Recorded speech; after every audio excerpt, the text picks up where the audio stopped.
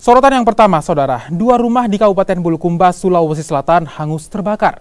Selain rumah, kebakaran ini juga merenggut satu korban jiwa.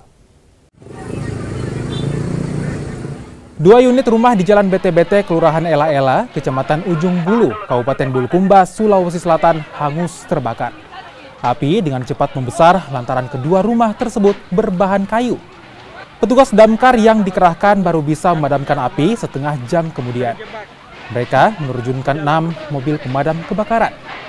Selain menghanguskan dua rumah, kebakaran juga membuat seorang warga lansia tewas. Korban diketahui bernama Siti dan terjebak dalam kobaran api dengan kondisi lumpuh.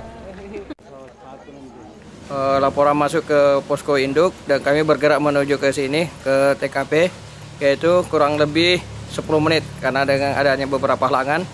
Dan alhamdulillah kami bisa menuntaskan kebakaran itu dengan hanya menghanguskan dua rumah unit dan satu rata. Dan di TKP di Elela di Jalan BT-BT, yaitu satu meninggal dunia atas nama Ibu Siti.